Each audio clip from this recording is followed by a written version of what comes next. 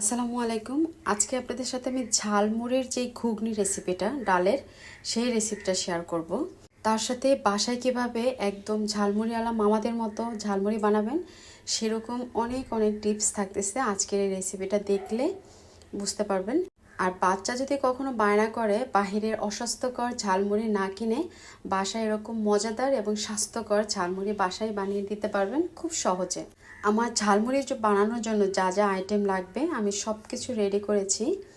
আর বিশ্বাস করুন এটা খেতে এবং এটা বানানোর সব কিছুই এত এত টেস্টি হয়েছে যেটা বলার মতো না। বাসার সবাই পাগল হয়ে গেছে, এতটা মজা হয়েছে।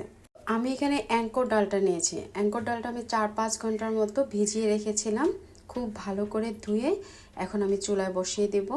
এখানে বেশ পানি দিয়ে তারপর আমি বসাবো যাতে ডালটা খুব তাড়াতাড়ি সিদ্ধ হয়। আর ডালটা কীরকম সেটাও আমি একটু দেখাই দেই। ডালটা ঠিক এরকম, ঠিক আছে। এখানে কিন্তু আমি ডাবলুটা নেব না, ওটা হচ্ছে চটপটির ডাল।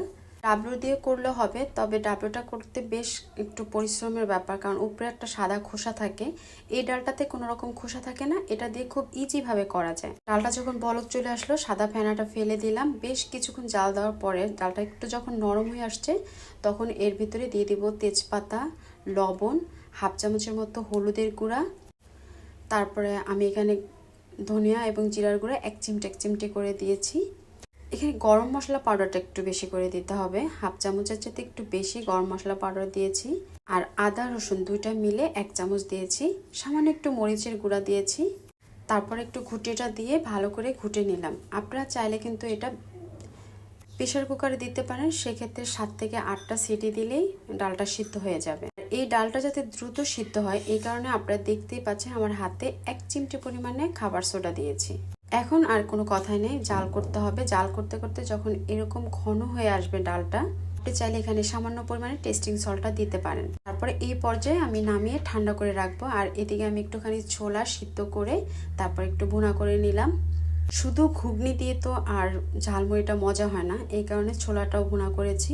এই ঘুগনিটা যখন ঠান্ডা হয়েছে দেখতে পাচ্ছেন যে শীতের দিনে যেরকম জমাট বেঁধে থাকে ঠিক সেরকম কিন্তু হয়েছে। এটাই হচ্ছে ঝালমুড়ির আসল ঘুগনির রেসিপি। আর ঝালমুড়ি বানানোর যে তেলটা এটা আমি অলরেডি শেয়ার করেছি, কিন্তু আজকে নিয়েছি গরুর মাংসের আচার। এটাও আমি কিছুদিন আগে আপনাদের সাথে শেয়ার করেছি, আপনারা চাইলে একটু দেখে নিতে পারেন। বাসায় যদি কোনো গেট টুগেদার পার্টি থাকে আমি বলবো এরকম একটু ঝালমুড়ির আয়োজন করতে, দেখবেন সবাই আপনার খুব খুব প্রশংসা করবে।